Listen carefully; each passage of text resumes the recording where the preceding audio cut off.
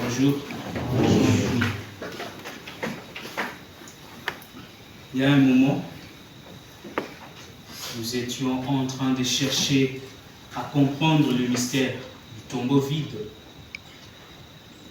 Et je crois que le thème de ces jours-ci, surtout celui du pain de la vie, révèle l'essence de ces mystères, le mystère du tombeau vide.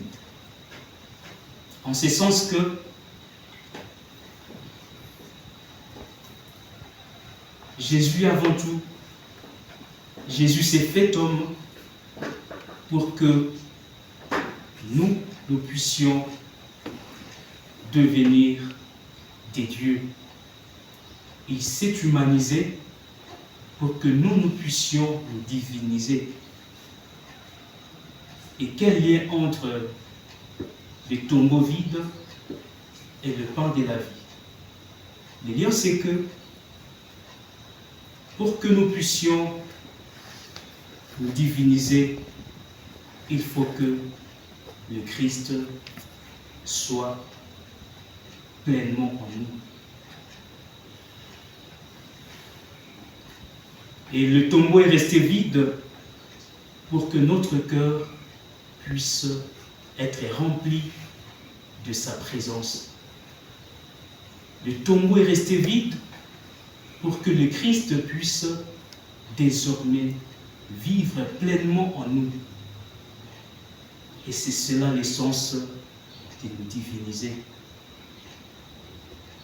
Et quand on se divinise, quand le Christ habite dans toute sa personne en nous,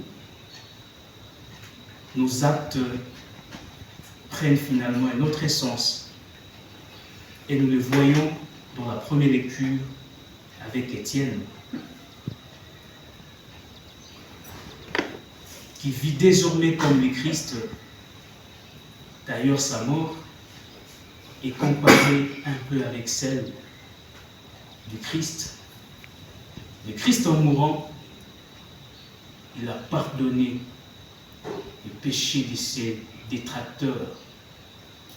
Et voilà Étienne, aujourd'hui, en mourant comme le Christ, il prend le temps de pardonner à ses bourreaux. Et c'est cela l'essence de vivre pleinement dans le Christ. Et c'est cela l'essence de laisser le Christ prendre ou vivre pleinement au cœur de notre vie. Le tombeau est resté vide pour que notre vie puisse être la vie même du Christ. Le tombeau est vide et pourtant notre cœur devient de plus en plus plein par la présence du Christ. Que l'Eucharistie de ce jour nous donne la grâce d'ouvrir notre cœur à ces merveilles pour que nous puissions vivre de la vie du Christ, pour que nous puissions vraiment nous diviniser et être des signes visibles de sa présence au cœur de ce monde. Le Seigneur soit avec nous. Et avec votre esprit.